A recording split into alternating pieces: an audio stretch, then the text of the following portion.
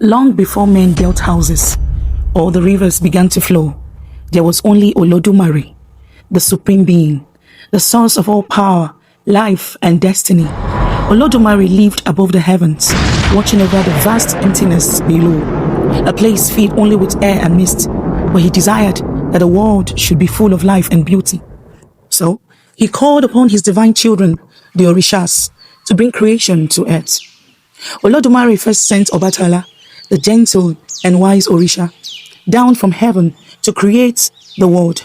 He gave him a golden chain, a snail shell filled with sand, a five-toed hen, and a palm nut. When Obatala reached the watery chaos below, he poured the sand from the shell upon the water. The hen spread it with her feet until it became dry land. That land became Ife, the first city of the world. Obatala planted a palm nut, and from it grew the first sacred tree. Then he began molding the first humans from clay. But one day, while walking, Obatala became thirsty and drank palm wine. He grew sleepy and careless, and some of the figures he molded were imperfect. When he realized his mistake, he swore never to drink again, becoming the protector of the weak, the disabled, and the pure-hearted. Olodumare, the all-seeing God, blessed the work of the Orishas and gave Ashe, divine energy, to all creation. He rules above all, unseen but ever present. The Orishas act as his messengers and guardians of the world, each carrying out a piece of his divine will. Every prayer, sacrifice, and blessing ultimately rises to Olodumare, for he is the source of all destinies. While the earth was still covered with thick forests and wild beasts, the Orishas could not move freely, so they called upon Ogun, the god of iron, to clear the way. With his mighty iron machete, Ogun cut through trees and mountains, creating roads and paths. He brought tools, weapons, and technology to humanity. Ogun is the spirit of all who build, warriors, hunters, farmers, blacksmiths. But his power can be dangerous if misused. He reminds mankind that strength must serve creation, not destruction. Once, Shango was a powerful king of Oyo, a mortal man blessed with divine energy. His rule was bold but fierce. But when he died, lightning struck the earth, and his spirit rose to the heavens. From then on, every thunderstorm carried his voice. His fiery temper became the lightning that splits the sky. Shango stands for justice, power, and truth. His worshippers say that lightning punishes liars and wrongdoers. He is the symbol of royalty, courage, and divine authority. The thunder that never dies. Oya is a goddess of storms and transformation, Shango's beloved consort. She commands the winds that sweep across the earth, bringing storms and renewal. When she dances, tornadoes rise. When she breathes, the air itself moves. Oya, the gateway between life and death, helping souls cross peacefully. She reminds us that change is not destruction, it is rebirth.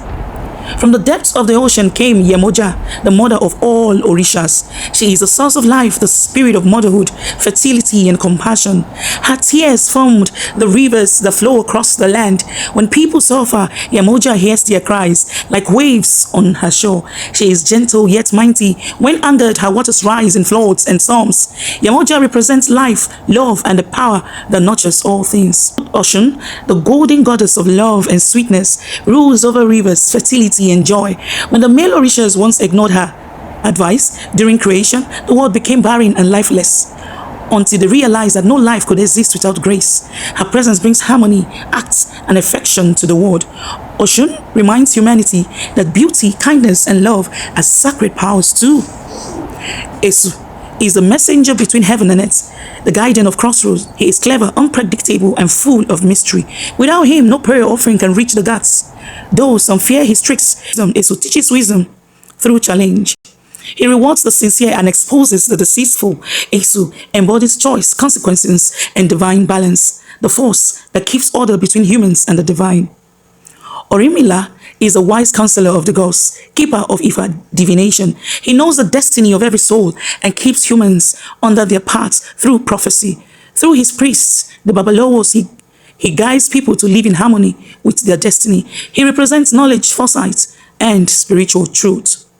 Obaluaye is both feared and loved. He governs disease and healing. When sickness spreads, he walks among the people, bringing both plague and cure. Covered in raffia and cowries, he hides his scars but reveals his mercy. He teaches that pain and healing are two sides of the divine purpose, for through his suffering, humanity finds renewal and faith. And so the riches each took their place in the order of the word.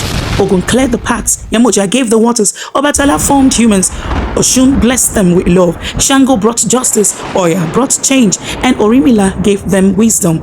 Above them all, unseen and eternal, watched Olodumare, the source of every breath. Together they made the world as we know it, alive with power, love, thunder, and peace.